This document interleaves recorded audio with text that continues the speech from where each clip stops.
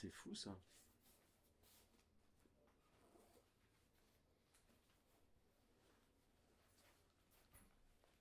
Et en fait, je cherchais ça. Et en fait, là, je me suis rendu compte que dans mes journaux, Mhm, je parle beaucoup de mes... Parce que je me disais, je parle très peu de Jean-François finalement. mhm.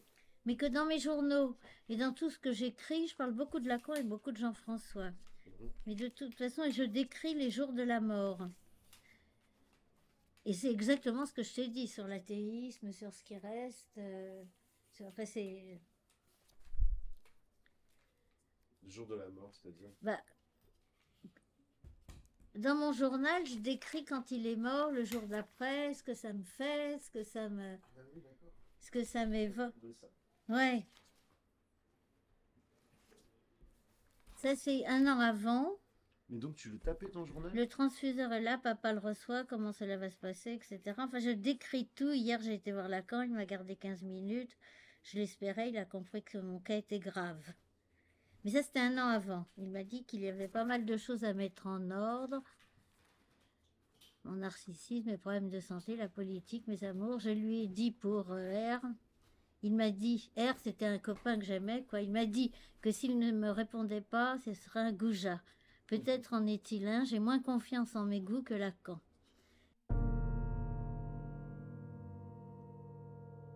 Oui. Nickel, beauté. Nickel, beauté. Oh. Bon, les gens qui veulent faire des roulades, vous pouvez, faites attention. T'es sûr? Faites attention devant vous, derrière vous. N'oubliez pas qu'il y a deux mouvements. Christophe. C'est énorme.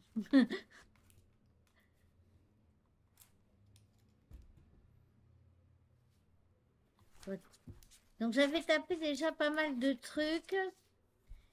Et je ne sais plus quand j'ai tapé ça, parce que j'ai retrouvé plein de trucs écrits. C'est beaucoup sur Jean Bernard, on attend Jean Bernard. Donc c'est beaucoup, en fait, je pense que j'ai tapé beaucoup de choses qui concernaient mon père. Mhm. Cours de philo sur l'existentialisme, cela m'a fait réfléchir sur le marxisme. C'est une philosophie de l'humanité prise dans son ensemble en fonction de l'économie. Mais peut-être peut-on faire abstraction de l'homme en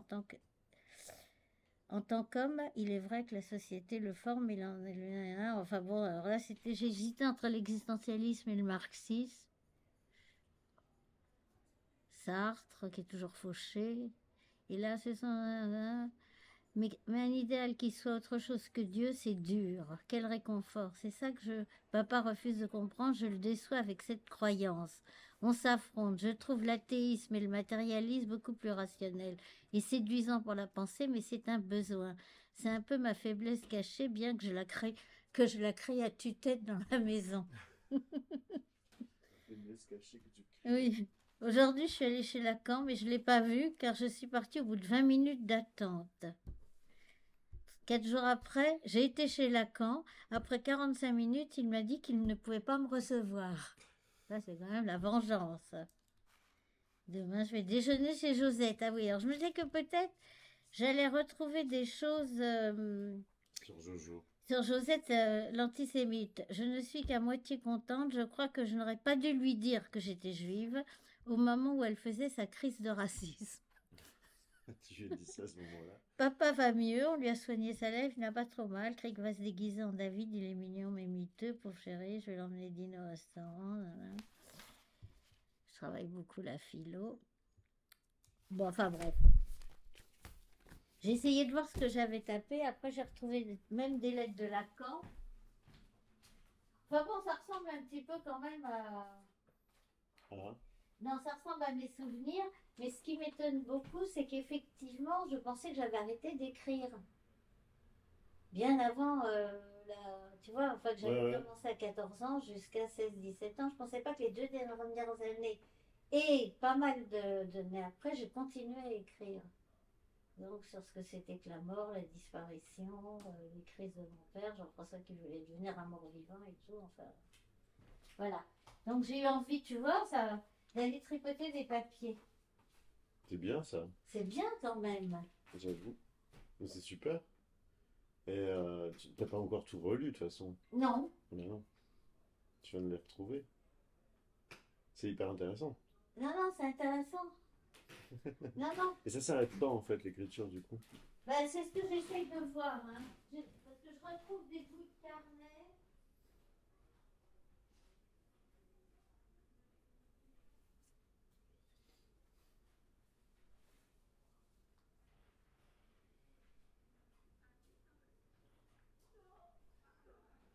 J'ai des carnets qui vont 66, 67.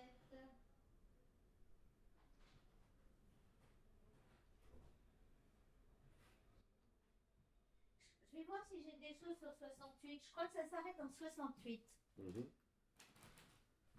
Là, j'ai une lettre de Lacan. On a l'écriture de Lacan. Ma chérie Michel. Ma chère Michel. Regarde, on dirait presque chérie. Ma chère Michel. Ben, il m'appelait ma petite chérie souvent. Mhm. Cela m'étonne de toi que tu n'aies pas Que tu n'as pas osé osé me dire. dire les choses en face. J'ai laissé passer ton émotion, maintenant je te le dis. Viens me voir. Il y a trop de choses dans ta lettre pour que je puisse te dire ce qui convient.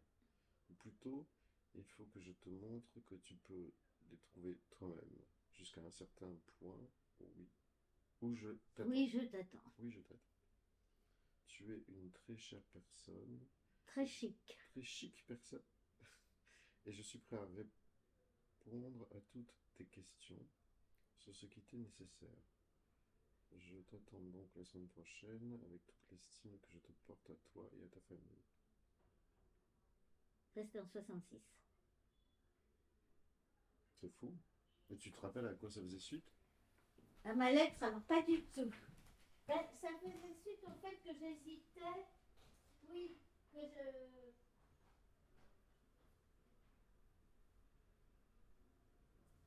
je pense que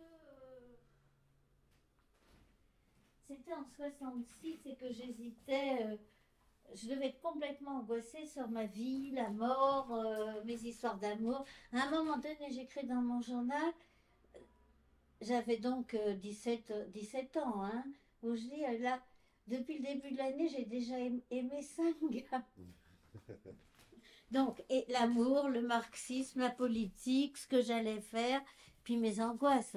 Parce que je disais que je voulais aller chez tous les médecins du monde pour prendre des médicaments. Enfin, il y avait une espèce de souffrance que j'avais que je comprenais pas tellement. D'où je voyais bien. Puis alors après, tout ça se passe entre les transfusions, Oui, mais c'est ça. la venue de Jean Bernard, de Seligman, de l'assistant de Jean Bernard. Quand Jean Bernard arrivait, je disais ça doit être très grave, mais en même temps, j'étais pas sûre. Donc il y avait la culpabilité d'avoir dépensé. Ouais, quel serait mon destin plus tard? Quel serait mon engagement politique? Et comment on pouvait être là dans des histoires d'amour aussi futiles et qui prenaient tellement de place, Mhm. alors qu'un père était là complètement entre les... La culpabilité, donc. Complètement coupable. Non, mais qu'est-ce Ça, que c'est je ton côté fais, quoi? catho, hein. Ça, c'est, en plus, c'est mon côté catho, donc ça devait très très bien marcher, quoi, le catholicisme. Ah bah, c'est le fondement, hein. Alors, comme ça, bah, je vais avoir le courage, comme j'ai un peu de temps, d'aller trier un petit peu dans l'ordre, comme ça, c'est pas mal. C'est amusant de voir que finalement les questions ont changé, que j'ai toutes les réponses sur ce que va devenir ma vie et ce que je vais en faire, mais que tout était là, quoi.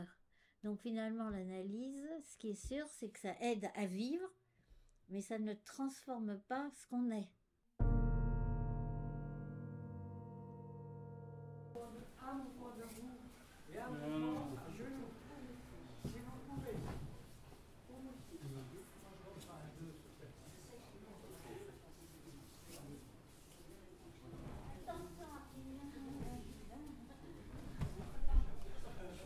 Fais la grue, c'est pas mal.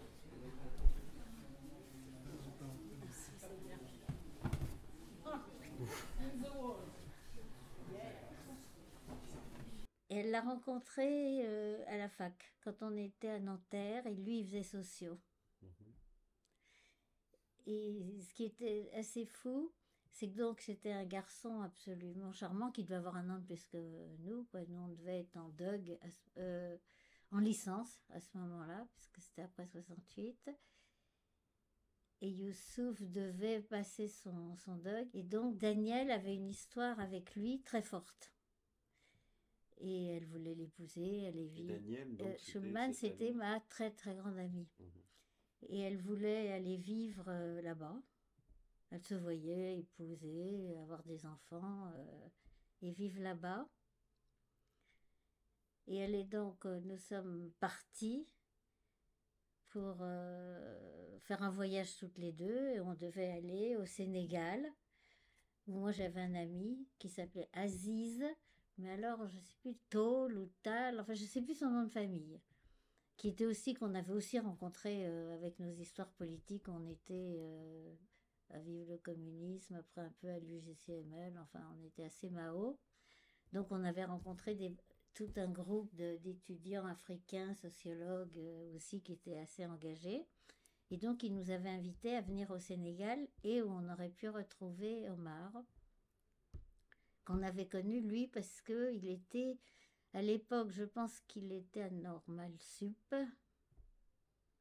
Mais il y a beaucoup de gens au mouvement du 22 mars, enfin, et après l'occupation, et après quand on a été à Sorbonne, qui se sont agrégés autour Mhm. du mouvement, quoi. Donc, qui n'était pas forcément avec nous à Nanterre, mais petit à petit qu'on a rencontré. Omar.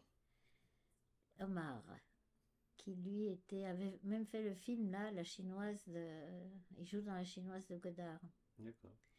Et donc Omar est parti. Quand on est arrivé, alors on avait décidé de faire le Sénégal, le Mali, de descendre en Haute-Volta pour qu'elle retrouve Youssouf, et puis après de rentrer. Voilà, on était parti pour 3 mois. Et quand on est arrivé, alors il y a eu au Sénégal, on a été hyper bien reçus par la famille d'Aziz, on vivait avec les sœurs, enfin, tout était absolument extraordinaire. Mais il y a eu quand même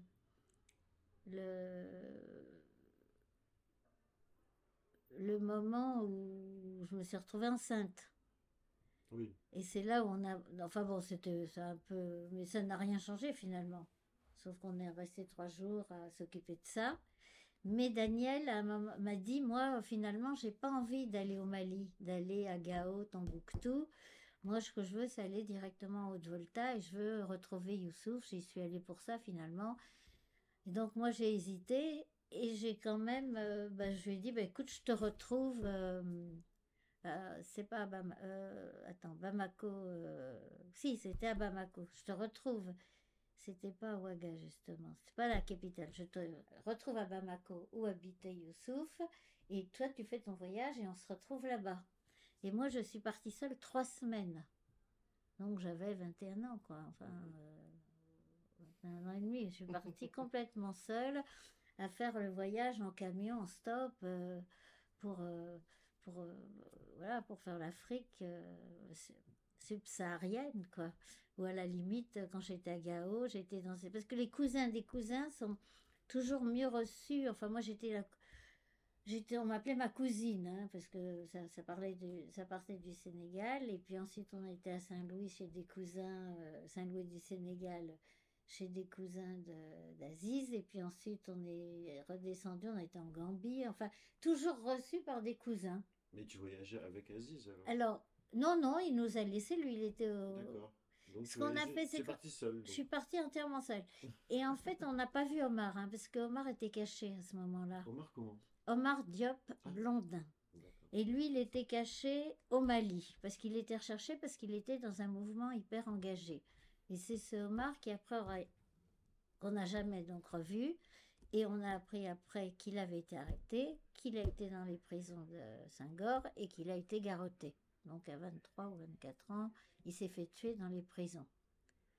Et puis après que là, j'ai revu il n'y a pas longtemps, il y a 3 semaines, toute la famille à Beaubourg parce qu'ils sont en train, et invité par Catherine David, parce qu'ils sont en train d'essayer de comprendre comment Omar est mort, lié à la santé. C'est la France qui étouffe complètement.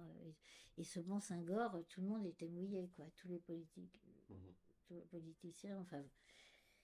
Bref, donc, ce voyage, c'était pour aller chercher Youssouf, enfin, pour qu'elle dise à Youssouf vraiment qu'elle voulait vivre avec, et puis pour retrouver Omar, qu'on n'a jamais retrouvé. Et donc, moi, j'ai fait ce voyage absolument extraordinaire. Daniel est venu avec moi jusqu'à Mopti, et c'est de Mopti qu'elle est partie à Bamako.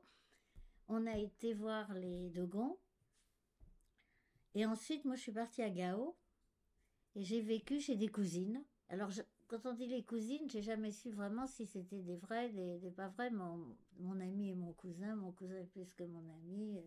Diamangam, Diamaret, comment ça va, salam alaikum, en fait, tout, c'est tout un truc de... Et tu sais pas vraiment qui est frère, qui est sœur, qui est cousin. C'était des familles très nombreuses, c'était la polygamie. Nous, on était avec Daniel en train d'expliquer que la polygamie, ça servait, il fallait aimer une personne. Ça nous allait bien, en plus, de dire faut aimer une personne. C'est égalitaire, c'est bien. Enfin, vraiment, on a fait des convictions sur, tu vois, sur l'égalité, sur le mariage, etc. Avec la polygamie, il n'y avait rien de pire. Les filles nous racontaient qu'elles adoraient la polygamie parce que toutes leurs copines, elles vivaient dans les champs avec. Et nous, on était avec le petit livre rouge et tout, la révolution, l'égalité homme-femme. Et donc, à Gao, je voulais même plus partir de Gao, moi, tellement j'étais bien reçue. J'étais dans une famille où la fille était sage-femme. J'ai vu, je l'accompagnais à la clinique, j'ai vu naître les petits-enfants qui naissaient blancs et la peau s'est pigmentée au bout de quelques jours. Et puis, enfin, je trouvais merveilleux. Et moi, à la fin, je croyais vraiment, j'ai pas vu une glace, pas vu un miroir. On m'avait fait des nattes, des tresses pour pas avoir de sable dans les cheveux. Et j'imaginais que j'étais africaine, quoi. Enfin, je me rappelais plus que j'étais blanche. Et puis finalement, bon, j'ai dû rester à Gao assez longtemps à cause des barrières de pluie. C'est-à-dire plus aucun camion, plus rien. Il n'y avait plus de circulation pour redescendre sur Niamey. Et puis finalement, je suis quand même redescendue à Niamey, où là, j'étais aussi, j'avais une adresse, chacun me donnait une adresse de quelqu'un. Et à Niamey, ils avaient aussi des cousins nigériens. Euh, donc, et vraiment, j'ai fait un voyage absolument extraordinaire où je suis tombée mais amoureuse de l'Afrique. Mais je suis arrivée donc à Bamako 3 semaines après, où j'ai retrouvé Daniel et Youssouf. Et on a vécu dans la famille de Youssouf. Et moi, j'ai attrapé, à ce moment-là, le palu. Donc j'ai été soignée, toute la famille de Youssouf venait, les quatre mamans, les 20 frères et sœurs. Et on a même appris qu'il y avait des enfants, dans tous les enfants qui étaient là, c'était les frères, les sœurs, mais il y avait même des enfants de Youssouf et des enfants du frère de Youssouf, d'un des frères de Youssouf qu'on connaissait bien. Enfin, tous ces enfants vivaient là, on ne savait pas qui était qui, tout le monde était maman. Enfin, c'était une vie qui était quand même assez... À la fois, on était complètement contre idéologiquement, mais en même temps, c'était assez fascinant quand même, cette hospitalité, cette facilité. Et nous, on était toujours dans le monde des hommes. C'est-à-dire, on était reçus par les femmes, mais on nous amenait... Les femmes servaient, quoi. Les femmes faisaient la bouffe, s'occupaient des enfants, etc. Et nous, les toubabs blanches, on était vraiment... on était les amis, quoi, les cousins et les amis des hommes. Donc on était reçus d'un côté comme des hommes. Quand on a vécu la... C'est pour ça aussi que vous avez apprécié... Et c'est pour ça aussi qu'on a apprécié ce rôle-là.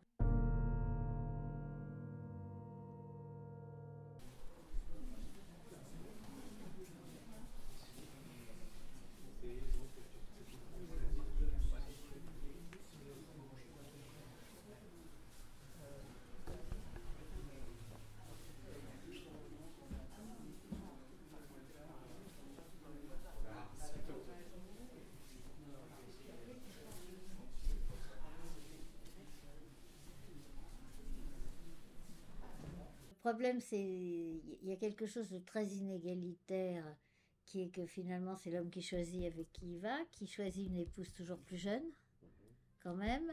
Et puis après, quand tu es la mère et que tu vieillis, tu es la mère, tu vieillis, tu t'occupes, etc., jusqu'à la maîtresse, quoi. Enfin, les femmes sont les maîtresses. Donc tu as quand même une durée vie un peu égalitaire, de vie sexuelle, etc., qui est quand même, à part quelques exceptions, de toute façon, il y a une durée de vie. Beaucoup de femmes restent mariées alors qu'elles font plus rien avec leur mari, quoi.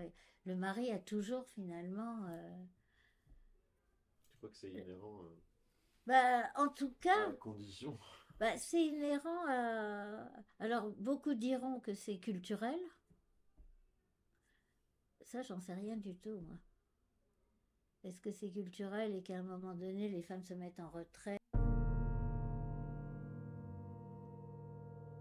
C'est sûr qu'il faut une égalité de droits, qu'il ne faut pas d'infériorité, faut pas que l'un soit plus que l'autre, mais on s'est un peu trompé. Enfin, moi, je me dis, finalement, à vouloir absolument la monogamie et à trouver que tout autre système... Mais la monogamie entraîne quand même une différence de répartition des tâches. Il faudrait qu'elle soit revue complètement, cette monogamie. Il faudrait que les hommes soient un peu à la cuisine, s'occupent des enfants, que les femmes puissent travailler, avoir des réflexions intellectuelles. Moi, je connais aussi beaucoup de polygames et je connais beaucoup de couples dont je sais que la femme a été infidèle avec une grande histoire d'amour et que le mari l'a jusqu'à sa mort et que le mari ne l'a jamais su, qu'on est deux à le savoir, par exemple. Et vraiment, c'est plutôt, on voit ça à l'inverse, et c'est elle, et elle avait le mari qu'elle aimait, les enfants, mais elle avait son amant. Et ça a été jusqu'à sa mort. Mais je pense que peut-être ça lui a aussi compliqué, elle est morte assez jeune, à 50 ans, et peut-être que ça lui a aussi compliqué la vie parce que ce n'est pas accepté. Non, c'est pas accepté du tout. Mais comme c'était pas accepté pour mon père et que peut-être c'est aussi une explication de sa maladie aussi, du déclenchement de la maladie. Ça, on ne saura jamais. Enfin non, peut-être qu'on saura avec la science, les recherches et tout, le rôle du psychologique, du traumatisme, je sais pas quoi. Enfin, disons que on a tous ces exemples, puis on a des femmes qui ont des vies sexuelles, mais moi j'en connais plein, à 80 ans, qui hésitent entre le mari, l'amant, et qui sont à dire, ils sont chiants tous les deux, ils sont jamais contents, quoi. Enfin, tu vois, et elle a 80 ans, et je me dis, elle a un désir, quoi. Enfin, elle a un désir de plaire, et ça se voit, et puis, mais j'en connais beaucoup qui sont comme ça, qui ont cette envie. Oui. Après, c'est une question de personnalité aussi, après tout, j'imagine. Alors, il y a l'envie, et puis il y a le donner envie, et puis il y a avoir envie de gens de son âge aussi. C'est aussi compliqué, parce que jusqu'à maintenant, est-ce que c'est, enfin, dans les jeunes ou pas, c'est quand même extraordinaire à quel point les hommes te racontent qu'ils aiment quelqu'un qui a 40 ans de moins et ça n'est absolument pas choquant. Une femme, il a 10 ans de moins et c'est tout juste si elle n'a pas un procès. Enfin, ça va mieux maintenant. Ça arrive maintenant, on a un président. Oui, maintenant on a un président avec sa femme, mais enfin en sachant très bien que...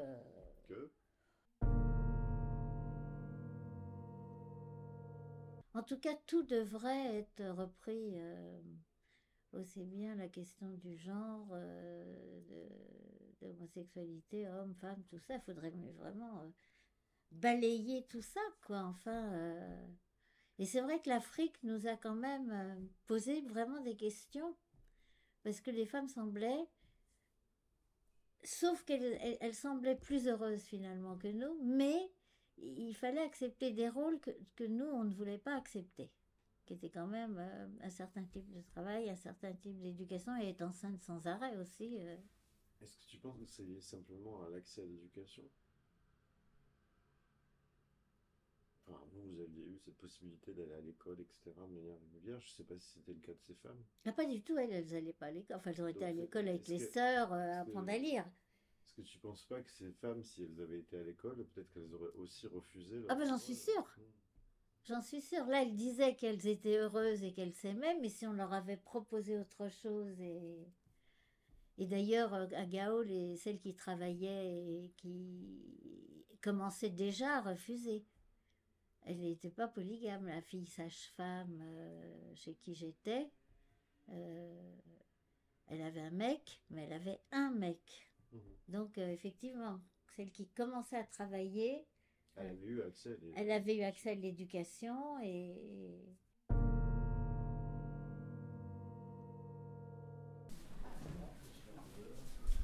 Oui, voilà. Bien. Regardez.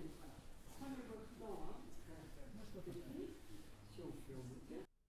Donc, ça relevait les femmes.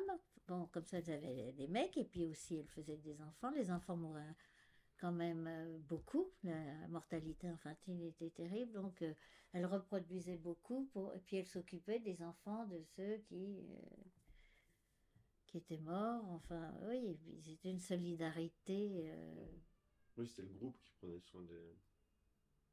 Et donc tu te retrouves, tu rejoins à Bamako. Donc, moi, je suis à Gao. Finalement, après, je quitte Gao. Mhm. Et je me retrouve à Bamako, où je suis la plupart du temps à l'hôpital pour soigner mon paludisme.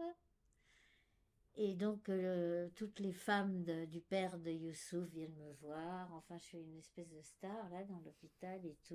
On me fait des piqûres et tout. Et, et puis, bon, ben voilà, je me rétablis.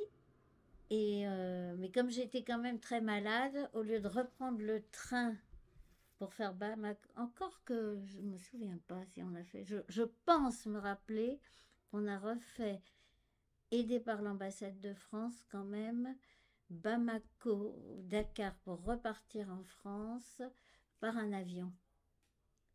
Que finalement on n'a pas continué le long voyage et qu'on l'a un peu arrêté parce qu'avec mes 39 de fièvre et machin, mais je sais pas quoi. Le palud, c'était avant ou après ton avortement du coup C'était après. Après. C'était la fin du voyage. L'avortement, c'était les premiers jours.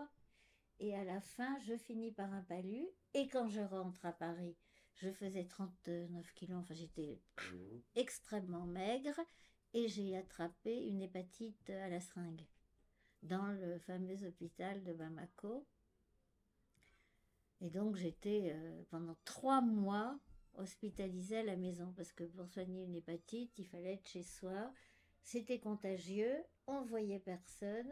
J'étais dans une grande chambre, la radio, la télé et tout. Personne n'avait le droit de rentrer dans la chambre, sauf ma mère. Et c'est un de mes plus beaux souvenirs. Ah oui.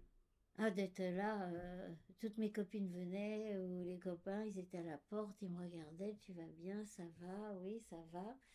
Et puis, j'étais quand même très collée à ma mère, quoi. J'aimais beaucoup ma mère. Et effectivement, ça n'a pas été désagréable ce moment À s'occuper de toi. à s'occuper de moi. Mhm.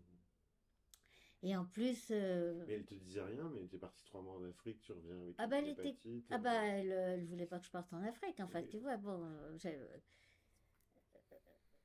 elle était absolument contre le voyage, le retour à l'apprend que j'ai avorté.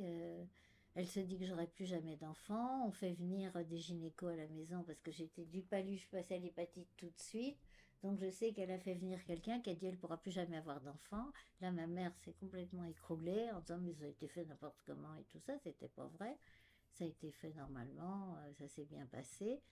Mais l'idée que je me suis fait avorter, que Ça fait beaucoup. ça fait beaucoup, beaucoup, beaucoup.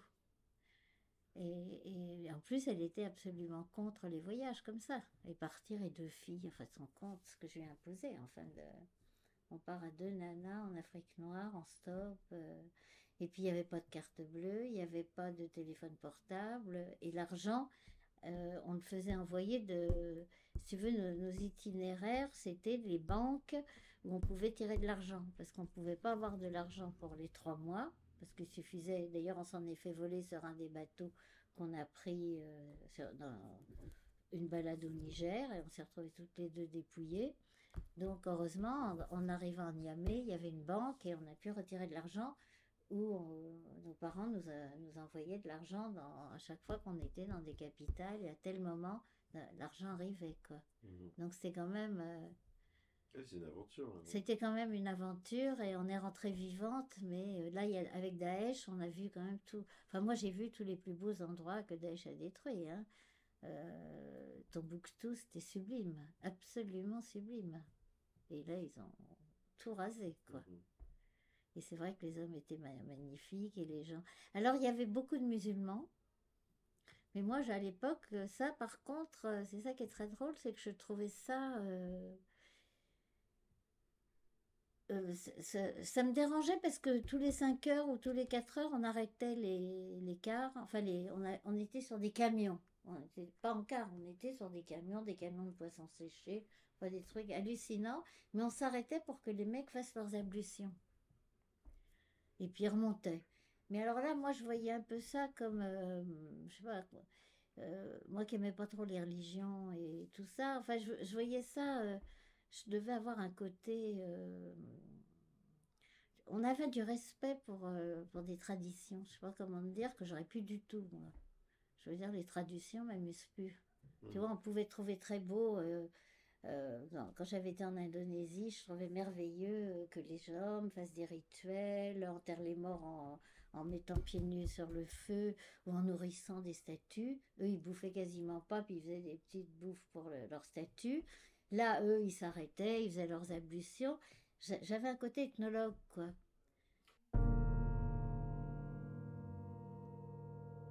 Ben, la socio, ça peut être très sensible, hein, parce qu'on étudie aussi des caractéristiques. Moi, j'adorais les entretiens.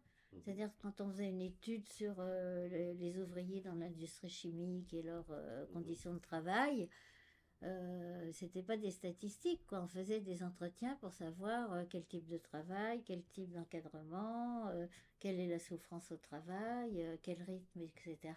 Bon, on voulait, nous, faire disparaître tous les chefs, quoi. On voulait arriver à des autogestions et on voulait prouver que c'était possible. Mhm. Tu penses que c'est possible? Et là, c'est... Non, non. Mais c'est... Non, mais ce qui est extraordinaire, alors ça, c'est ce que j'ai fait après. Donc, je vais clore l'Afrique en 1 minute et je te dirai ce que j'ai fait quand je suis arrivée au CETEM. Donc, pour devenir sociologue. Parce que, donc, l'Afrique, je suis rentrée heureuse de mon voyage. Donc vous partez à la base quand même avec Daniel. Est-ce qu'elle va retrouver Youssouf pour l'épouser, enfin pour vivre avec lui, mais elle rentre avec toi au final? Pour lui dire. Oui. Pour lui dire. Et là, finalement, et c'est ça que je ne me souviens plus, Bah, elle découvre qu'il a des enfants déjà sur elle place. découvre sur place qu'il y a des enfants Mhm. et je ne sais plus à quel moment, si c'est là ou si c'est aux vacances de Noël, je ne crois pas que ça soit là qu'il lui ait dit qu'il ne l'épousera jamais. Je crois que là, il a laissé en disant tu reviendras. Elle voit qu'il y a des enfants, mais ça, alors là, ça la gêne pas du tout. C'était d'avant, c'était dans les traditions, c'était sa manière de vivre. Maintenant, il y a qu'elle. Et donc, et il lui dit, bah écoute, tu reviens à Noël, et puis on va organiser tout ça. Tu repars avec Michel, mais tu reviens à Noël. Et c'est là où elle repart, elle, à Noël, et où Youssouf lui dit, mais je n'ai jamais eu l'intention de t'épouser. Jamais, jamais. Parce qu'elle y est partie pour rien. Elle est revenue, et là, c'est elle qui est tombée très malade. Vraiment, elle est revenue, elle est tombée très malade.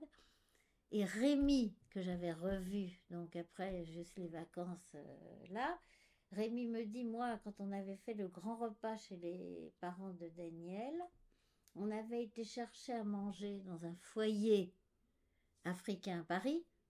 On est tombé sur une dame et un enfant qui avaient préparé le repas pour Daniel, pour nous, pour tout, pour les parents à Neuilly. Elle avait tout préparé et Rémi a dit, j'ai vu le cahier d'un petit qui s'appelait Diawara.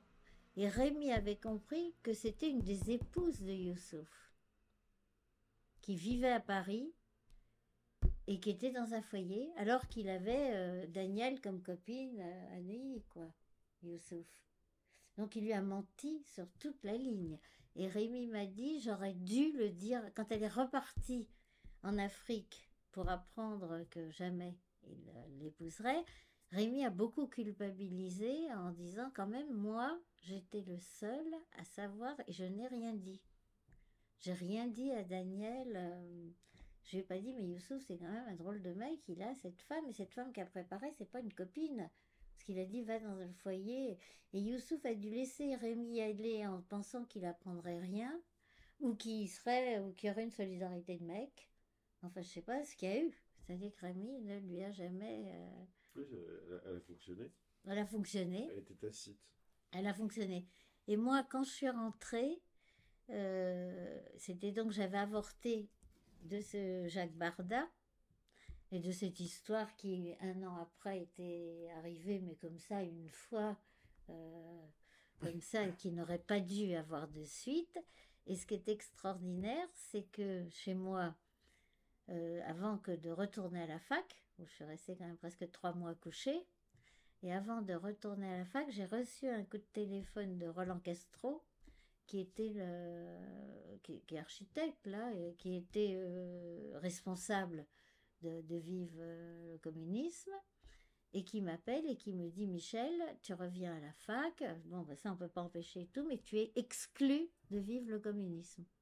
C'est terminé, tu n'es plus dans l'organisation parce que tu as fait l'amour avec Jacques qui était le copain d'Annette. Et c'est Annette qui a demandé ça. C'est quand même petit bourgeois. Mais non, mais c'est hallucinant. On faisait la révolution, on essayait de changer les mœurs, c'est tout. Annette n'est pas contente parce que je fais l'amour alors que c'est Jacques qui avait quand même été très entreprenant. Lui, alors aucune sanction. Et moi, je suis virée.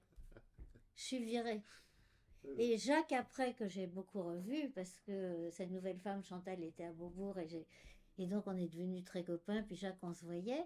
À un moment donné, j'ai dit à Jacques, mais tu sais que moi j'ai été virée, c'est pour ça que je t'ai jamais revu. Et j'ai jamais dit à Jacques, en plus, ce qui m'était arrivé en Afrique. Mais je lui ai dit, j'ai été virée, t'as pas réagi, rien du tout. Puis personne n'a réagi, il m'a dit, je ne l'ai pas su.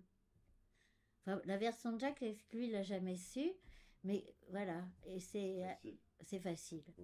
Et puis ils se sont séparés avec Annette, et Annette a finalement épousé voilà, un polytechnicien, machin. Et là, ce que je trouve extraordinaire, c'est qu'Annette, elle vient de publier un livre que j'ai pas acheté sur MeToo. À quel point c'est extraordinaire, les femmes, la libération des femmes et tout. Je sais pas si elle se rappelle qu'elle m'a fait exclure d'une organisation. J'ai couché un soir avec son mec dont elle ne voulait plus de toute façon. On avait du chemin à faire, hein, quand même. Ouais, c'est sûr. Elle doit s'en rappeler certainement. Ouais, à un moment donné, il faudrait que je lui dise quand même. C'est quand même assez extraordinaire cette histoire. Et Roland Castro, qui avait exclu quelqu'un quand même en 69 de l'organisation pour faute grave quand même. Et la faute grave, c'était. J'ai couché avec une fois, alors que depuis un an, je m'étais abstenue de tout. Et c'est à la suite de ça, voilà. Et donc, tu passes 3 mois avec une hépatite chez toi, enfin chez ta mère. Ta mère s'occupe de toi et tu retournes à la fac après. Ouais. Pour finir, j'imagine, tes études de sociaux. Ouais. Et ça se passe comment? La fin des études de sociaux, écoute, je me souviens, ben, je reprends les cours donc après, il y a eu la licence, et donc la fin des études, c'était la maîtrise. Il n'y avait pas de DUG. Hein, il y avait 2 années, une licence, et donc moi, je suis revenue pour passer ma... C'était sous forme d'un... Ah oui, j'avais de la démographie, et on faisait un mémoire. Mhm. Tu l'as fait sur quoi? Et moi, le mémoire sur l'Albanie. Ah oui. Parce que j'ai fait un voyage. Alors ça, je peux plus te dire exactement à quel moment j'ai fait le voyage. Mais j'ai été avec Daniel en Albanie. C'était avant... La même Daniel. Ouais. Et c'était avant...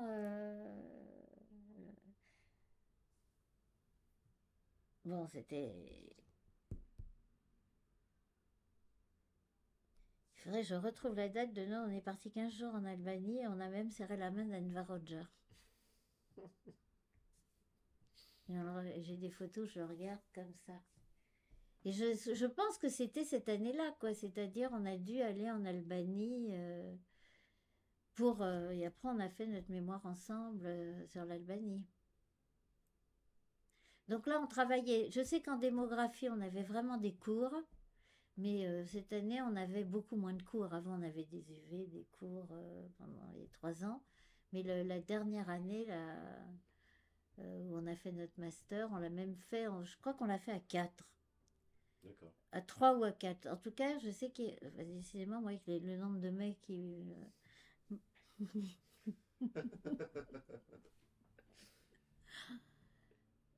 Je sais qu'on était à 3 et qu'on l'a travaillé ensemble et qu'on l'a soutenu. Mais j'ai trouvé que c'était un master un peu. Enfin, aussi bien en démographie où on a vraiment eu un contrôle continu et un contrôle et j'avais énormément bossé. Autant là, c'était un petit peu. Mais enfin, on avait été sur le terrain quand même. On avait quand même été en Albanie et puis on trouvait vraiment que c'était la société idéale, hein. Ah oui. Ah ouais, ouais. C'est pour ça que moi Raconte pourquoi la société idéale. j'ai fait un cursus quand même assez extraordinaire de penser que j'étais au Parti communiste, ensuite, enfin, jeunesse communiste, qu'ensuite je me suis trouvée avec finalement Noir et Rouge, Daniel Cohn-Bendit, Duteuil, Montagu, Brimbert, tout ça, tous ces gens-là qui étaient vraiment anards, et très très anards, autogestionnaires et tout ce qu'on veut. Et puis ensuite, je me suis retrouvée Mao, et les maoïstes, on était hyper staliniens, on était plus staliniens qu'au PC, hein. Et on adorait la révolution. Nous, on voulait mettre tout le monde dans les champs. Les intellectuels aux champs. Et l'Albanie, ça nous semblait vraiment... parce qu'on nous montrait que ce qu'on voulait nous montrer, quoi. On arrivait dans des genres de camps de travail. On était reçus avec des fleurs, avec des ouvrières heureuses, avec une égalité de salaire, une égalité... Enfin, c'était une société... puisque nous, on pensait tous la même chose, en fin de compte, elle ne nous gênait pas tellement. C'était pas, c'était pas la démocratie finalement qui nous étouffait, quoi. On voulait l'égalité, mais l'égalité, on voulait pas la libre pensée. Tout le monde devait être athée, ça m'allait très bien. Dieu avait disparu. On respectait Mao Tse-tung, on respectait Enver Hoxha. Et puis les gens respectaient Enver Hoxha s'ils n'étaient pas contents, rééduqués dans les. C'était comme. Ah oui, oui, non, il y a eu vraiment. Alors comment je suis sortie de là, ça c'est. J'étais vraiment devenue très, très, très dogmatique et j'aimais beaucoup, beaucoup Mao Tse-tung et je connaissais par cœur les chants et puis Enver Hoxha, je pensais qu'il faisait le bonheur du peuple. Enfin, comment on a été trompé à l'âge de 20 ans avec des études, des parents psychanalystes et tout. Mai 68, après mai 68, il y a des Mao qui sont restés et beaucoup ont été travaillés en usine. Et c'est ces gens qui ont été travaillés en usine, ça on a beaucoup d'études maintenant, dire qu'ils s'en sont jamais remis. Quand ils ont quitter l'usine, ils voulaient plus rester à l'usine, c'était fini la révolution. Et ben ils n'ont jamais pu retrouver de boulot. Et chez les Mao, il y a eu. Mais c'était vraiment des groupes assez durs, hein. Et encore, Vive la Révolution et l'UJCML, c'était plus dur. Et VLR. Alors, et Rémi, lui, il était avec les architectes, il était aussi dans un groupe militant. Quand je suis allée, quand j'ai été le rejoindre, il était, lui, avec les architectes maoïstes, et donc il devait y avoir justement tous ces gens un peu Riboulet, Chemetov. Alors il y en a qui étaient au PC, il y en a qui étaient des anciens Mao, il y en a qui étaient. Mais il allait, lui, avec sa petite voiture et tout, distribuer des tracts aux portes des usines. Pour dire aux ouvriers de se révolter pour les grèves et tout. On a quand même passé un an à militer sacrément, quoi. Et ça s'est fait. Et donc, dans la boîte où je suis allée après, au Centre des études techniques économiques modernes, où on a fait un truc pas très honnête avec ma mère, très mauvais pour le psychisme, mais qui nous a plu, qui a plu finalement, enfin un truc absolument anti-analytique au maximum, hein. Alors, Mais ça a plu à Rémi, à moi, enfin ça nous a beaucoup plu à tous. Ma mère était psychanalyste et elle travaillait donc à l'hôpital aux enfants malades. Après mai 68, ils ont finalement fermé le service des psychanalystes dans le service enfants malades. Bré, aux enfants malades. Elle, comme elle était au CNRS, elle travaillait pour le CNRS à mi-temps. Elle a été déplacée dans un labo de sociologie, d'économie et de sociologie. Et donc, elle ne voulait pas faire ni socio, ni économie, ni rien. Et elle voulait être psychanalyste. En plus, mon père venait de mourir, donc son mi-temps qu'elle faisait à l'hôpital qui l'intéressait mais qui ne permettait pas de vivre, il fallait qu'elle ait des clients à plein temps. Donc elle a dit au professeur Piatier, vous allez prendre ma fille, c'est elle qui va venir travailler à ma place.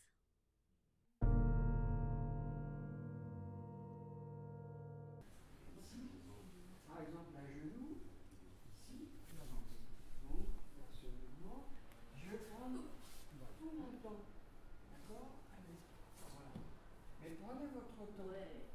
Et j'ai travaillé pendant au moins 4-5 ans à la place de ma mère avant qu'elle...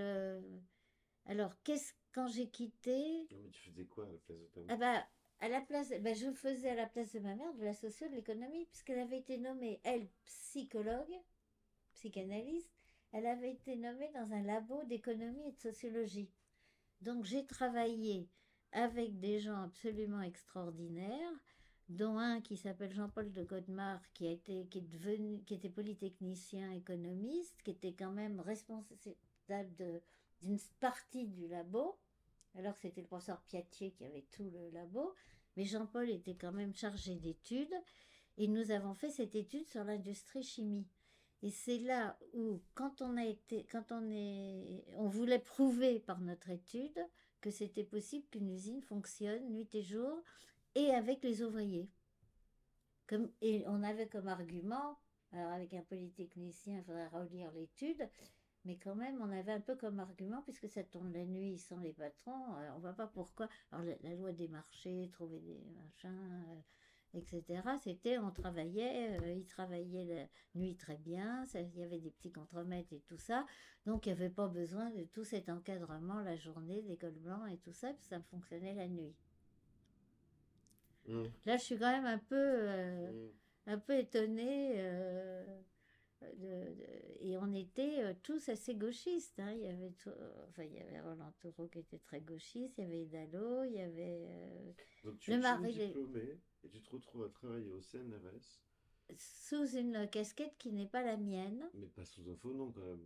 Non, On non. savait qui tu étais. Mais Ah, tout le monde t'es savait que rentré j'étais parce Michel que Bargue, t'avais parce que travaillé. Raymond Bargue aurait dû être là, que Piatti avait besoin d'un poste, que récupérer un poste serait extrêmement compliqué, il n'y avait plus de poste, on n'en met plus, qu'il aurait une psychologue qui refuserait de faire les entretiens, les statistiques, les rapports et les machins. Et finalement, ça ne le dérangeait pas, du moment que le travail soit fait, ça ne le dérangeait pas, ça arrangeait ma mère, et ça s'est fait. Donc Et en fait, c'était très mauvais pour tout le monde. Enfin, pas pour le travail qui a été fait, c'était mauvais psychologiquement pour moi, parce que j'étais ma mère, en fin de compte. Et donc, je n'étais pas soumise aux mêmes règles. Je travaillais, mais en même temps, on ne pouvait pas s'adresser de la même façon à moi qu'à une salariée, vraiment. Donc, je faisais un peu les études qui m'intéressaient, je travaillais un peu, je discutais avec Piatier, et j'ai travaillé sur la rénovation des petits commerces à Montreuil. C'est pas fascinant, mais enfin, j'avais quand même un statut. Je n'étais pas encore syndicaliste, mais donc ça arrangeait. Et il y avait quelque chose c'est Jean-Paul de Godemar et Dallot, Jean-Louis Guigou, qui a été à la DETAR après, qui était le mari d'Elisabeth Guigou. Mhm.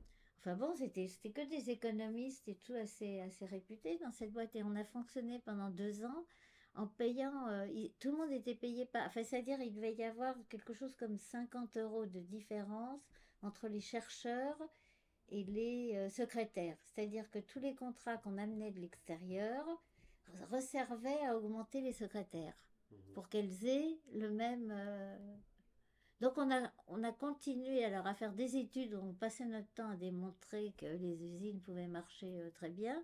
Donc on y croyait quand même Mhm. beaucoup. Et puis Jean-Paul était aussi Mao, quoi. Enfin, on était tous quand même très, très Mao. Il y avait Serge Haddad qui a été après, qui est décédé maintenant, mais qui a été directeur de Canal Plus Horizon, qui a fait beaucoup, beaucoup de choses très appréciées des Tunisiens et qui lui était au Parti communiste. C'était le moins engagé. Mais enfin, on faisait des AG, on s'autogérait. Et Piatier, il était le professeur Piatier, il était complètement désespéré et en même temps, il s'en foutait un peu, quoi. Les études se faisaient. Il avait des gens très compétents qui trouvaient des contrats partout à faire avec les villes, les municipalités, les industries. Et il avait des gens qui faisaient quand même. Je sais que Edalo ou que Jean-Paul de Godemar, c'était quand même. Moi, j'en revenais pas de travailler avec un mec comme ça, quoi. Et puis, bon, finalement, alors je sais qu'il a été doyen de Aix-Marseille. Mhm.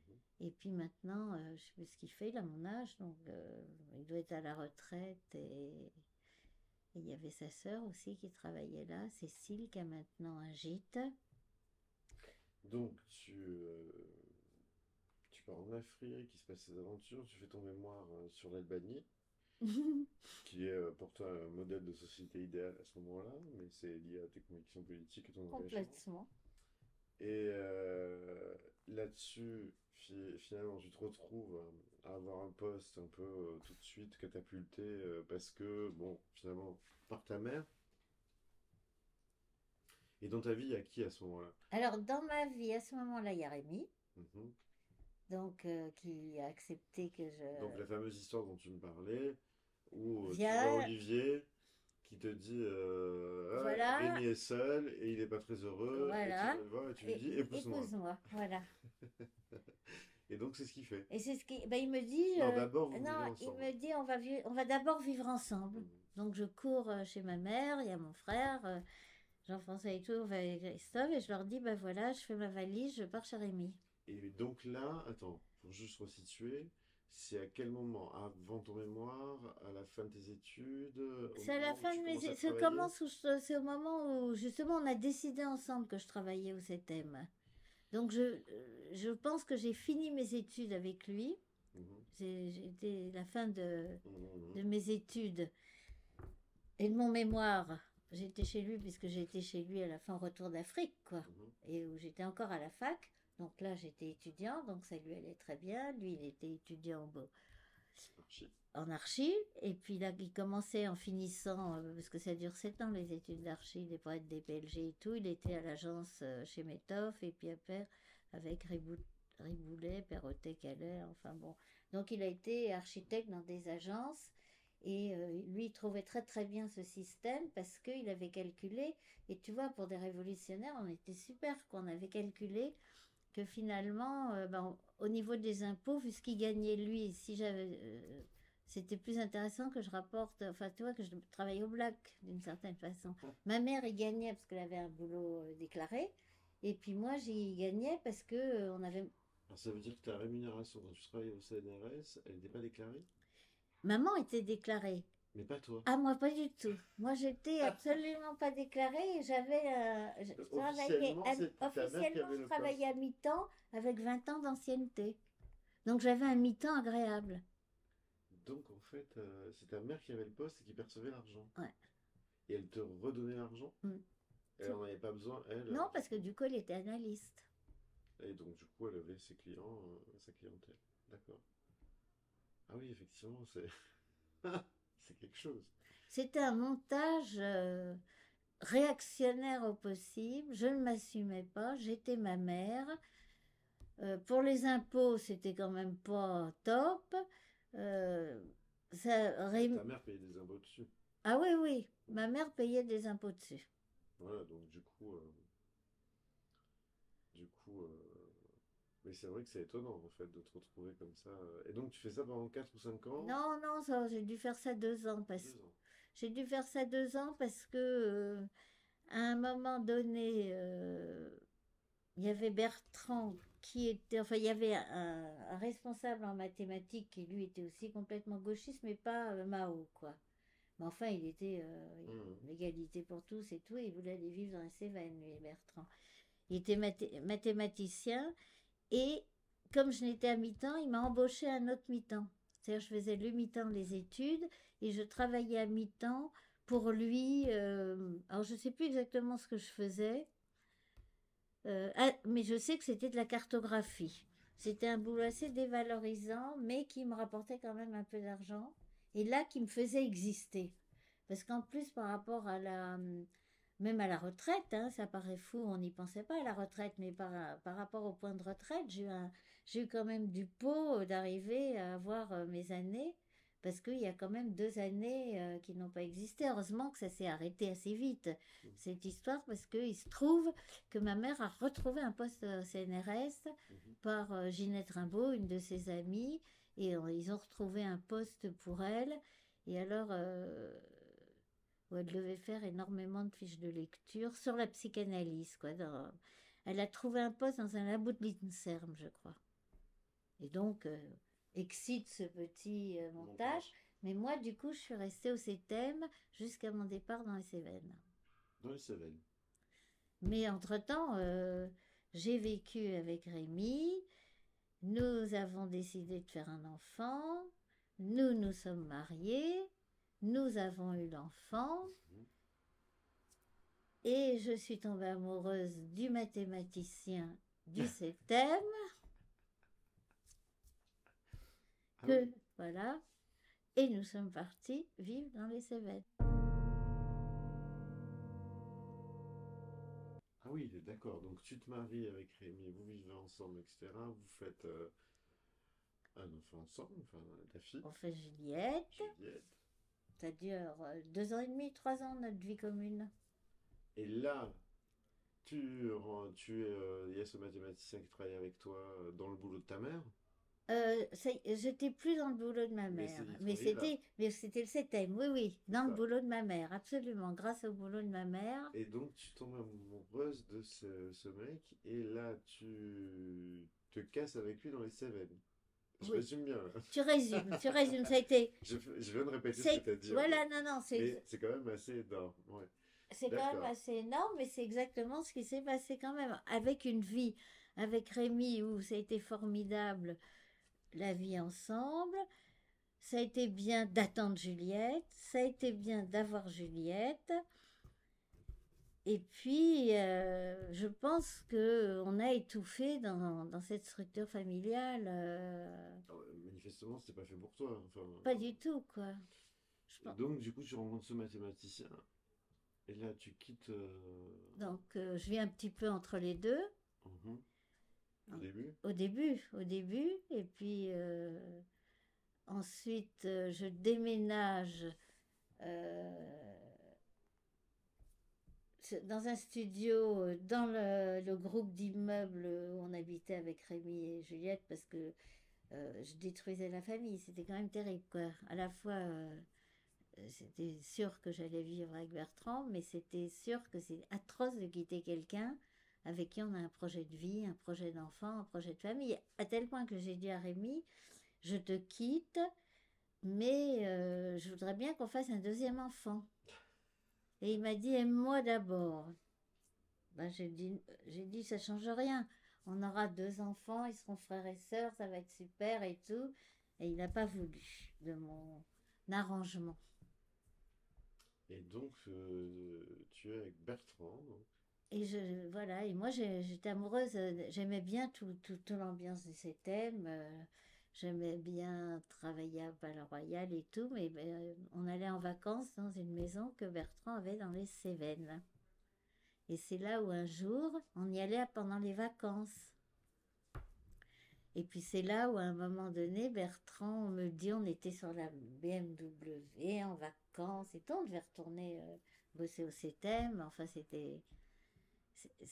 ça commençait à s'arranger bien parce que j'avais acheté un appartement à rue Saint-Sébastien. Enfin bon, tout était bien, mais Bertrand me dit, moi je veux venir vivre ici, je veux retaper la maison, je veux vivre là. Et ça faisait un moment qu'il en parlait à chaque fois qu'on partait en vacances là-bas. Et puis à un moment, je sais pas, un truc d'amour quand on était là, je trouvais que la vie était belle, merveilleuse. Je lui dis, bah d'accord, allez hop. On, on largue tout. Et puis peut-être que la séparation n'était pas très facile avec Rémi, que ma mère était quand même très possessive. Enfin, il y a plein de trucs qu'on a dû faire aussi que d'aller vivre dans les Cévennes. Je quittais Ça souffle, que quoi. la vie avec Jean-François était pas genre parce que là il n'existe pas beaucoup dans ce qu'on dit, mais je suis quand même très attachée à mon frère. Je faisais rien sans mon frère. Il me disait, tu vois, après, il m'a poussé à quitter Rémi parce qu'il le trouvait con. Enfin bon, dès qu'il trouvait quelqu'un con, ça devenait catastrophique. Enfin. Et puis il aimait beaucoup, tout d'un coup, il s'est mis à aimer beaucoup Bertrand. Enfin bon, il est venu dans les Cévennes en vacances. Il a trouvé Bertrand formidable, que Rémi était un con. Enfin bon, il y a beaucoup de choses. J'étais beaucoup influencée, moi. Mhm. Hein. Donc tu t'installes dans les Et Cévennes donc je avec ta fille? m'installe avec ma fille dans les Cévennes. Et là, ça a Combien été de temps? 2 ans. Et alors? Je suis partie pour la vie, hein. Enfin non, j'avais laissé mon appartement pour 2 ans et je crois que ça a été vraiment une énorme connerie. Mais vraiment une énorme connerie parce que je pense que pour Juliette, ça a été une vraie... Tu vois, on dit pour les enfants, c'est merveilleux, la nature. On avait des cochons. J'avais passé mon permis poids lourd pour avoir un rôle. Mais les paysans n'ont pas du tout accepté, pas du tout intégré. Ils trouvaient que c'est moi qui dirigeais la maison parce que je disais à Bertrand que je voulais pas apporter à boire, faire à bouffer, m'achiner. Enfin, j'arrêtais pas de faire à bouffer de toute façon. Mais enfin, quand on me disait va nous chercher à boire, je disais non mais lève-toi. Enfin, mais finalement, je m'occupais des enfants. Bertrand avait plusieurs filles. Donc il y avait toujours une de ses filles qui était là. Et puis moi, je trouvais que ça se passait bien pour Juliette, mais finalement, scolairement, ça s'est très très mal passé. Je pense que d'être privée de son père et d'être dans une éducation À quel âge à ce moment-là? 3 ans, que je croyais qu'elle était heureuse quand elle jouait avec un tel, avec le fils de Coco, le fils de machin, parce que tous un typo se connaissaient quand même. Donc tous les enfants étaient En fait, ensemble, finalement, tu retrouvais un peu la structure que tu avais trouvée en Afrique, enfin, beaucoup moins exacerbée, mais avec cette idée de communauté, complètement. de vie comme ça partagée, les enfants qui sont, voilà, on s'occupe des enfants des autres, et Et je demandais à Daniel de venir habiter là-bas, parce qu'en lui disant, je suis bien, mais je suis un peu seule. mhm. Donc viens, Bertrand sera content, Ça lui fera une deuxième femme. ça lui fera une deuxième femme. Et Bertrand me disait, mais moi, elle ne me plaît pas du tout. Mais moi, pour moi, tout le monde devait tomber amoureux de Daniel, hein. De toute façon, moi, j'étais très amoureuse d'elle. Donc vraiment, euh, Ah, c'est une femme que tu aimais. j'aimais, mais j'ai pas eu d'histoire avec elle. Mhm. La seule histoire que j'ai eue, c'était avec... Et encore... Ah non, j'en ai eu 2. Mais j'ai quand même eu une histoire à un moment donné avec... Enfin, pas vraiment, mais jusqu'au bout, mais presque avec cette Josette, Ah oui, d'accord. qui avant de me virer en tant que juive, La raciste. voilà, avec la racisme. C'est pour ça que j'étais quand même très étonnée de ça, quoi, parce Ah, t'as eu une. elle était très amoureuse de moi et très homosexuelle. D'accord. Donc j'ai eu une petite début d'histoire, mais ça m'a pas complètement plu. Et puis après, j'étais quand même très amoureuse de Daniel, mais pas pour passer à l'acte. Et après, j'ai une autre amie avec qui que j'adorais, elle était bi. Et puis le jour où on est passé à l'acte, ça s'est pas bien passé alors qu'on s'aimait profondément, quoi, vraiment profondément. Mais j'aimais les femmes d'un côté et la sexualité avec les hommes. Mais mes grands amours, c'était quand même des femmes.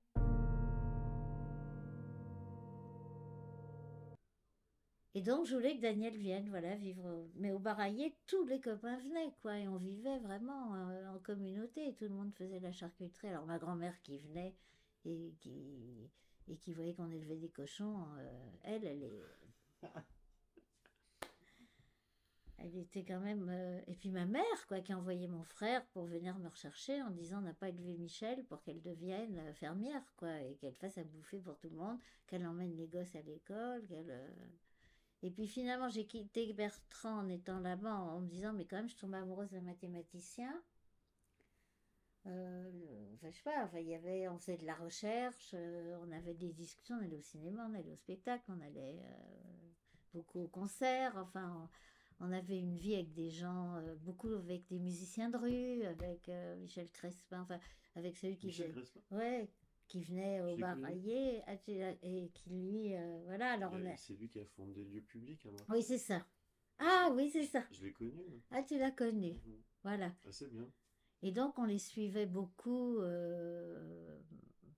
il y avait le piano à bretelles, Laurent Berman et Anne Guesman, elle qui était une philosophe. Enfin, d'ailleurs, ils sont à la vieille grille et je crois qu'ils vont être expulsés. J'ai vu ça sur Facebook. Ah oui. Enfin. Mais donc, un architecte qui jouait du bugle et puis elle qui racontait des histoires. Enfin, on vivait beaucoup avec eux. Ils venaient tous vivre, Avant de vous Annie et installer dans les Artis, non? Cévennes, après. Oui, quand on allait vivre dans les Cévennes. Parce que c'est là où je voulais en venir, en fait. C'est que depuis qu'on a commencé, bon, évidemment, tu parles de ta vie et de ton intimité. Pour l'instant, t'as pas parlé d'art. Du tout. C'est assez étonnant. Alors que finalement, je vois que ça transpire, puisque pendant toutes ces périodes, et bon, c'est vrai que c'était pas le sujet principal, mais tu vas au spectacle, tu vas au concert, il y a la communauté politique, mais est-ce qu'il y a Très déjà... cinéphile. Oui, voilà. Et est-ce qu'il y a Très. déjà une communauté artistique aussi à laquelle tu te rattaches? Non, c'est ça qui est étonnant. C'est quand je te raconterai comment j'étais au Centre Pompidou, c'est très très étonnant, effectivement, comment je me suis retrouvée de sociologue, de politisée et tout. J'étais juste une bourgeoise cultivée et qui vivait avec des gens à l'époque, comme justement je te disais chez moi où tout le monde vivait, il y avait Elisabeth Rodinesco, Jean-Paul Cassagnac, Michel Favard, etc., qui eux étaient cinéphiles, Mhm. mais cinéphiles, hein, ils voyaient, et mon frère était pareil, quoi. Il voyait 5 films par jour. On était toujours à la cinémathèque. Avant 68, on était vraiment un groupe. Et on était un groupe de cinéphiles, même, on s'appelait les Zooms avec certains. J'étais dans un groupe des gens d'Helvégie, que j'avais connu quand j'étais aux Jeunesses communistes. Et ben, on s'appelait les Zooms. Il y en a un qui est devenu producteur pour TF1, que j'ai revu là. Il y en a un qui est médecin, il y en a je sais pas quoi. Mais enfin bon, c'était le cinéma. On avait beaucoup, beaucoup le cinéma. Mais quand je suis... Et donc, bon, moi j'allais au concert beaucoup, j'avais mes abonnements à la Comédie Française, au TNP, au machin. Mais quand je suis allée, on allait beaucoup au théâtre, voilà, mais je ne pensais pas vivre dans la culture. Mais la culture était quelque chose De naturel, en fait. de C'est naturel, presque quoi. pour ça que t'en parlais pas, en fait. J'en parle pas parce que ça faisait partie de ma vie, mais je travaillais pas dans la culture, mais la culture était là tout le temps. Qu'est-ce qu'on va faire? On va au cinéma, on va voir quelle pièce de théâtre, on était abonnés, on pouvait aller à Avignon, on pouvait aller dans des festivals à Nancy. Ouais. Mais voilà, c'est possible de le faire rapidement, mais pourquoi bien le faire entre guillemets, hein? Voilà. C'est changer, entrer et laisser faire le partenaire. Voilà. Après ça, Bon, enfin, en tout cas, j'ai ressenti, si tu veux, où vraiment la culture faisait partie de moi, dans les Cévennes, Mhm. où tout d'un coup, Ça t'a manqué, c'est ça? ben, ça m'a manqué, mais un point qu'on peut même pas imaginer, quoi. Alors, on essayait d'aller au cinéma ou d'aller au théâtre à Nîmes, mais les voitures tombaient toujours en panne. Donc, on n'arrivait jamais. Donc, notre culture, quand même, c'était la rue. Hein, parce que ça, on allait dans les festivals de rue. Il y avait l'Elvis Platiné, c'était un truc avec Nimbus et des musiciens. Blablabla. Enfin, on suivait donc Crespin et de tout à Aurillac. Et Aurillac, ouais. Bertrand adorait ça. Lui il jouait du bugle. Et on aimait le théâtre de rue, beaucoup. Mais de toute façon, c'était ce qui nous restait à Saint-Hippo. Il passait, il nous disait, on va là, on va jouer là. Et on était une halte pour tous les comédiens de rue, quoi. Et tous les soirs, il y avait de la musique au Baraillé. Mais moi, je lisais Libération et je voyais que le centre Pompidou était en train de se construire. Et tout ce que je ratais, quoi. Tout ce que j'allais rater et tout. Et donc ton frère descend, Et mon frère descend pour essayer de me faire revenir, quoi. et ça marche. Je pense pas que ça soit lui, mais enfin, ça a joué, quoi. Ça a joué tout d'un coup. Tout d'un coup, de me retrouver dans cette maison, de plus jamais aller au cinéma, euh, de vivre que dans les bistrots de Saint-Hypo. J'ai eu envie de rentrer à Paris, quoi. J'ai eu envie d'en... Je me suis mis à détester, puis on a eu des hivers extrêmement rudes, quoi. Où on restait 3 semaines à ne pas... Il fallait en aller en luge, chercher le pain pour remonter en luge, pour les commissions, parce qu'on était à 4 kilomètres de Saint-Hippolyte-du-Fort. Enfin, on a vraiment vécu des moments très difficiles. Et puis, j'avais un chien qui s'appelait Bulle, qui était très sympa, et il y a un des paysans qui l'a tué en disant la prochaine balle est pour toi. Et puis à un moment donné, le baraillé a brûlé à cause d'une couverture, une partie du baraillé. Et c'est Rémi qui avait fait les plans pour refaire le baraillé après l'incendie. Mais il y a une partie du baraillé qui a brûlé. C'est-à-dire que c'est le père de ta fille qui avait fait les plans de la maison que rénovait ton amant qui était devenu ton... Bah oui, parce qu'il venait voir sa fille régulièrement. Donc il voulait que ce soit Et bien. puis il voulait que ça soit bien. Le début a été très dur, la séparation a été très très dure. Et puis finalement, bon, il dit maintenant que on l'a voulu ensemble. En fait, il a été très dur et assez violent au moment de la séparation parce qu'on était bien là-dedans, mais on s'était pas. Est-ce qu'on s'aimait vraiment? Est-ce que c'était conjoncturel? Enfin, on s'aimait quand même. On s'aimait, mais je pense pas. Lui, il dit maintenant qu'il a aimé qu'une femme avant, qu'il a connue avant moi, alors qu'il a eu je sais pas, 4 enfants avec 3 femmes différentes, plus des maîtresses, plus je sais pas quoi. Enfin, on sait plus très bien. Je crois qu'on était vraiment tous un peu paumés hein, sur les histoires d'amour. Mais on était en train de construire quelque chose, et c'est vrai qu'on construisait quelque chose avec beaucoup de... Il y avait quand même beaucoup d'amour, mais une espèce d'amour familial, quoi. Oui, qui n'était pas du coup la passion que tu avais pu connaître et qui finalement avait été le moteur de cette rencontre avec... Et donc tu disais une couverture chauffante. Voilà, il y a une couverture chauffante qui a été pliée dans une des chambres et qui a mis le feu à une grande partie du baraillé.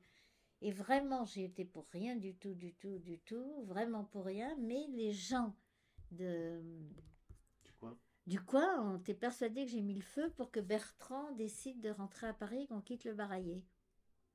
Parce que j'y étais pas bien. Et donc vous êtes rentré à Paris.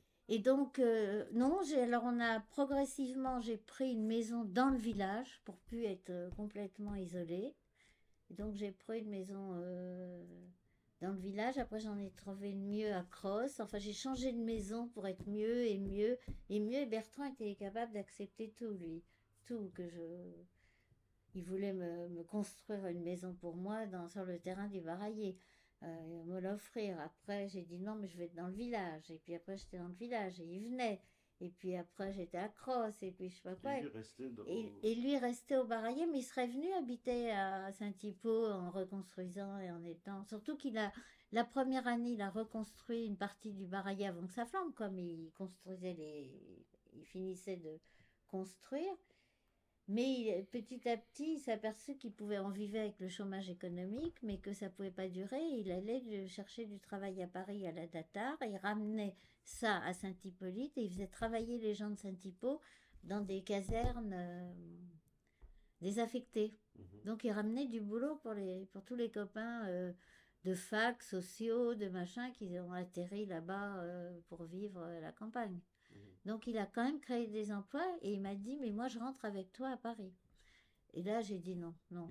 T'es très heureux là-bas. C'est un très beau mec, grand, beau, magnifique et tout. Enfin, je lui dis mais t'auras pas d'espace à Paris. Moi j'ai besoin d'un petit truc de, tu vois, Saint-Sébastien, de ma petite vie de parisienne, d'aller au spectacle tout le temps, d'être là, enfin je sais pas, de mon autonomie et tout. Là, à Saint-Hypo, vous êtes toujours au bistrot, vous picolez, on sait tout sur ma vie, chacun sait tout sur tout le monde. Enfin, je déteste cet endroit, je peux plus voir personne. Les couchers de soleil, jusqu'à là, les animaux, je ne peux plus. Je suis pas une fermière, quoi. Et, et puis et puis donc je suis rentrée et là ça a été vraiment très dur pour lui, très très très très dur. Après on s'est quand même retrouvés par hasard quelques années après. Je l'ai retrouvé à Avignon où il était là-bas pour faire un chantier. Non, pas du tout un chantier. Je ne sais pas pourquoi je dis pour faire un chantier, parce qu'il a fait le chantier de mon frère. Il a fait beaucoup de chantiers. Il a même fait Saint-Sébastien. Enfin, il était très, très manuel en étant mathématicien. Non, il faisait une étude. Il était là-bas pour, dans le cadre des études qu'il faisait pour la Datar, il faisait une étude sur le festival. Je le rencontre, ça me fait un choc, au moins 2, 3 ans après. Et puis on se revoit, on discute, on se dit que ça serait formidable. Donc là, donc, toi, tu vas au Festival d'Avignon régulièrement, du coup, là, tu reprends... Ah bah, ce qui s'est passé, c'est qu'effectivement, une fois que je suis rentrée à Paris, je décide que le centre Pompidou, donc je voyais tout ce qui se passait dans l'IB, que le centre Pompidou se construisait, et quand je rentre à Paris, en 79 ou 80, je me dis, je veux travailler au centre Pompidou. N'importe quoi, mais travailler au centre Pompidou. La culture. Tu vois, il y aura la bibliothèque, le cinéma, la danse, les spectacles, etc. Je veux bien faire n'importe quoi.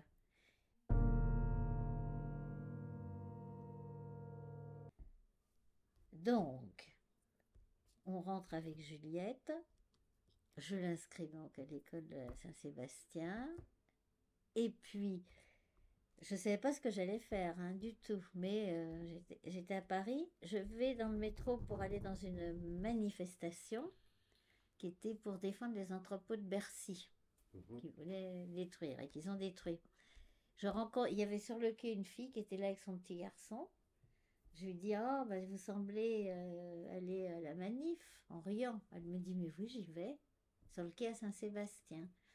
Et puis on commence à parler. On était donc à Mayadji avait exactement l'âge de Juliette. Enfin bon, on part toutes comme ça, je la connaissais pas. Et puis elle me demande ce que je fais. Je rentre des Cévennes. Voilà, je voudrais travailler au Centre Pompidou. Elle me dit, mais moi je travaille au Centre Pompidou. Et donc on manifeste, etc. Et elle me dit, bah, quand il y aura un boulot, je vous appelle. Elle, 1 mois et demi à peu près après, elle m'appelle en me disant, voilà, le service du personnel cherche quelqu'un parce qu'on informatise tout le centre Pompidou, donc il faut qu'on voit quelqu'un pour voir chaque personne et demander les postes qu'ils occupent, la définition de poste, les diplômes, la satisfaction. Ça correspond totalement, en fait. Ce qui me correspond totalement. Je me présente, je tombe sur une dame, Madame Rabot, qui me dit voilà ce qu'il faut, mais il faut aller voir les gens, etc. J'ai dit mais c'est parfait, c'est exactement ce qu'il me faut, c'est très bien.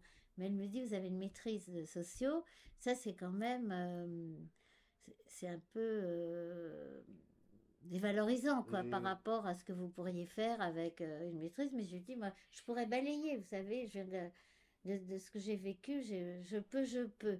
Elle me dit oui, mais moi ça me gêne beaucoup parce que chaque fois qu'on donne un boulot un peu dévalorisé, les gens très vite se battent pour avoir un boulot qui correspond plus à leur fonction. On essaye un peu de remettre à plat les fonctions et d'essayer que les travaux soient en adéquation avec le cursus. Donc si c'est pour arriver et que vous rentrez pas dans le machin et tout, puis elle regarde, elle me dit mais vous vous appelez Michel Bargue? Je dis oui. Et elle me dit, oh, bah, mais je connais votre père très bien, c'est lui qui m'a initié aux méthodes, au Centre Claude Bernard, aux méthodes psychosociologiques, enfin. Et je lui dis, mais mon père est mort il y a je sais pas, enfin il y a 5 ans, quoi, 5, 6 ans à peu près, à cette époque-là. Elle se met à pleurer, j'ai dit, ouais, mais ça fait un petit moment quand même, hein. Elle me dit, mais... Son deuil à elle. Oui, elle me dit, pour moi, c'est aujourd'hui. C'est aujourd'hui. Et elle me dit, c'est extraordinaire, votre père, il était magnifique, formidable et tout. Bien sûr, je vous prends. Et j'ai été embauchée, protégée par mon père finalement, Mhm. en trouvant voilà, ce boulot qui a duré 2 ans. Et pendant 2 ans, j'ai vu tous les gens du personnel, tous les gens. J'ai adoré faire ça, vraiment adoré faire ça. En plus, je me suis syndiquée. Et puis à un moment donné, il y a un poste, j'étais vacataire. Mhm. Et puis il y a un poste qui s'est libéré au service du personnel pour le recrutement du personnel. Donc j'ai postulé. Et puis tout le monde disait mais oui, elle est formidable, très bien, ça va être génial et tout. Et puis finalement, il y a le président Groins qui appelle pour dire mais moi, enfin bon, il avait l'ami d'une amie de je sais pas quoi à placer, Anne de la Vasselère, enfin bref, à placer, et qui ils ont décidé de pas me prendre. Et à ce moment-là, les syndicats, c'était quand un poste se libère, que quelqu'un est en vacation, on lui donne le poste s'il n'y a aucun problème avec, Prioritaire. Oui. est prioritaire.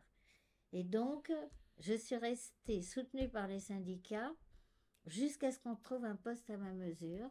Et les syndicats m'ont demandé, est-ce que tu es prête à venir travailler sans être payée? J'ai dit oui, bien sûr. Donc, je me suis syndiquée à la CFDT. Bah, mais j'ai été soutenue par la CGT, par tout le monde. Hein, vraiment, puis Puis moi, la bagarre, j'aimais bien, quoi. Et j'ai fait des petits boulots, une étude sur les handicapés, une étude, je sais plus exactement sur quoi. Enfin, il y a eu comme ça 6, 7 mois. euh, enfin, pas sur les handicapés, sur ce que le centre Pompidou devait faire pour les handicapés, pour l'accessibilité, donc j'ai lu énormément de rapports, fait des propositions. Enfin, je faisais comme ça des petites tâches importantes quand même, mais je dis des petites tâches parce que ça n'aboutissait pas. On avait 20 ans de retard par rapport à tous les musées européens quand même là-dessus. Jusqu'au jour où on est venu me dire, bah voilà, Fèvre d'Arcier veut faire un vidéo danse à Avignon et on ferait vidéo danse au Centre Pompidou. Est-ce que tu serais d'accord de travailler sur le vidéo danse d'Avignon avec Anne Bedou et sur le vidéo danse du Centre Pompidou? Est-ce que tu connais quelque chose à la danse? Alors moi j'ai dit oh bah oui je connais François Verret, Maggie Marin. On m'a dit oh ça va ça va ça va c'est très bien. C'était vraiment contemporain, les deux seuls que je connaissais. Parce qu'autant je connaissais le théâtre, mais autant la danse, à part Caroline Carlson de nom, alors ça, vraiment, la danse contemporaine, mais je connaissais le nom de Béjart, quoi. Mais je n'avais pas, j'avais pas d'abord. Déjà, c'est du ballet, ballet contemporain, mais c'était Voilà, mais pas. j'avais été à l'opéra, mais Ouais, franchement, je c'était pas connaissais Maggie rien. Marin, quoi. Non, non, et je connaissais Maggie Marin parce que dans les connaissances au Centre Pompidou, j'avais connu Manu Fleischmüller Mhm. qui faisait les décors. Il Mhm. était peintre, il était passé avec toute la bande, d'Annie, d'Artus, de machin, il était passé au Centre Pompidou, il faisait les décors et il m'avait invité à venir voir le spectacle de Maggie Marin, Tête de la Ville. C'était ma première invitation pour aller le voir parce qu'il avait fait la grande table sur un des spectacles de Maggie. Donc c'était vraiment en 79, quoi. Et je connaissais François Verret parce que j'avais rencontré aussi par toute cette bande-là Guédalia Tazartes Mhm. qui chantait quoi avec François Verret, Alain Rigou, Anne Coren, Alain Rigou et puis Goury qui faisait les décors. Donc moi je connaissais par Guédalia Tazartes, j'avais vu un spectacle de François Verret par hasard. Et par le peintre, je connaissais Maggie Marin. J'ai dit les deux mots, on m'a dit bon, formidable, formidable. Donc il y avait Marcel Bonneau qui a trouvé que vraiment j'étais épatante, connaître Verret. Et je me suis dit, et avec un ton comme si, tu vois, 50 noms allaient venir, on n'aurait pas pu en dire un de plus, quoi. Je me Mhm. connaissais, mais rien, rien, rien. Et donc j'ai fait vidéo danse comme on faisait une étude de sociaux, quoi. Commençant à regarder un film, puis Marcel Bonneau m'a aidé, Anne Bedou, comme vraiment, enfin, comme une méthode de sociaux, tu regardes le film, tu vois qui a fait, qui joue, quel est le chorégraphe, tu t'écris, tu demandes un autre film, tu regardes, tu reviens, voilà. Et puis, il y avait Fèvre d'Arcier derrière et tout. J'ai commencé à Avignon. Mais pour le Centre Pompidou, quoi, j'ai commencé. J'ai fait 2 années de suite vidéo danse à Avignon. Et puis, Ça se faisait où? ça se faisait à la Chartreuse, Mhm. À Villeneuve. à Villeneuve. Mhm. Et puis, Un endroit magnifique. quoi? C'est un endroit magnifique. C'est un endroit magnifique. Magnifique. Moi, j'ai détesté Avignon, mais j'adorais la Chartreuse. Et puis, Qu'est-ce ça, que tu détestais à Avignon? Les affiches, tout ça? les affiches, le monde, la chaleur, le froid pour voir les spectacles. Moi, je trouvais qu'on avait froid dans la cour, froid dans tous les lieux dehors, qu'on avait trop chaud toute la journée, les saltimbanques. Je trouvais que c'était une espèce de faune. Puis en plus, tout le monde se connaissait. Et moi, j'arrivais là, je connaissais quand même. Enfin, c'est là que j'ai connu finalement Gérard Violette, ou que j'ai commencé à connaître les gens. Mais quand tu débarques à Avignon, à Villeneuve, j'étais bien dans mon petit endroit, je m'occupais des gens, je les installais, je mettais même les cassettes, enfin, on s'occupait de la programmation et du... C'était à la demande, c'était pas des projections. Il y avait en haut des projections pour tout le monde, et puis on avait fait, et on a dû arrêter la demande. Mais au départ, on avait des magnétoscopes et les gens pouvaient demander des téléviseurs. Mais au bout d'une semaine, si tu veux, les 4 semaines du festival étaient remplies, quoi, sur le cahier. C'est-à-dire que les gens, ils avaient des spectacles, ils avaient des tas de choses, ils venaient voir les vidéos danse, mais à la demande, ils avaient, eux, très envie d'être à la demande. Ils regardaient le catalogue, j'ai envie de voir ça, j'ai envie de voir ça et tout. Or, on ne pouvait pas contenter les milliers. Donc ça veut dire qu'il y avait déjà un fond, au moment où tu commences, de vidéos Non, on l'a fait de venir. danse. Non, non, mais il y avait déjà énormément de production en fait. Ah, il y avait toutes les télévisions, on faisait beaucoup. La télévision suédoise, la télévision Ce qui est plus le cas à américaine. l'heure actuelle. Je pense qu'ils en Enfin, font. Si, mais c'est pas du contemporain. C'est-à-dire, je pense que vidéo danse ou les films de danse, si c'est l'opéra classique, enfin si c'est de la danse classique, si c'est du néoclassique, il y a beaucoup. En Italie, par exemple, il y a des productions sur films de danse énormes, énormes. Tout le monde fait ses films de danse, enfin des films de fiction sur la danse.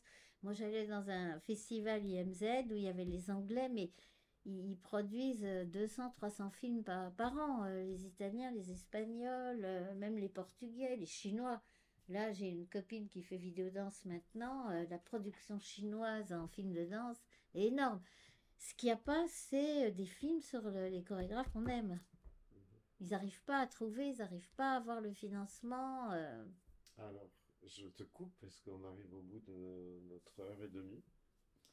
Euh, c'est assez génial parce que, bon, bah, c'est sûr qu'on va enchaîner la prochaine fois. Ça devient un peu la passion de ta vie, là. Voilà, sur mes 30 ans. Ouais. C'est énorme. C'est énorme. Et donc, bah, on va pouvoir continuer à en parler Sur la prochaine fois. 30 ans de... Ouais, absolument. Bon, merci. Alors, je dis couper, j'ai toujours pas dit mon frère au début. C'est marrant. Je peux le dire à chaque fois, j'ai l'impression. Et couper. Merci. Super. C'est cool, hein?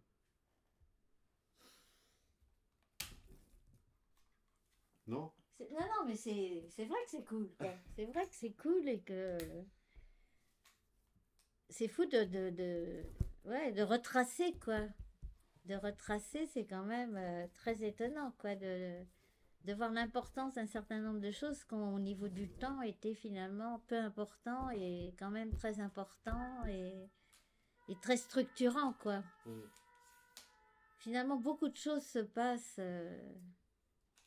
C'est vrai que l'adolescence, la préadolescence, faut pas rater son coup, quoi.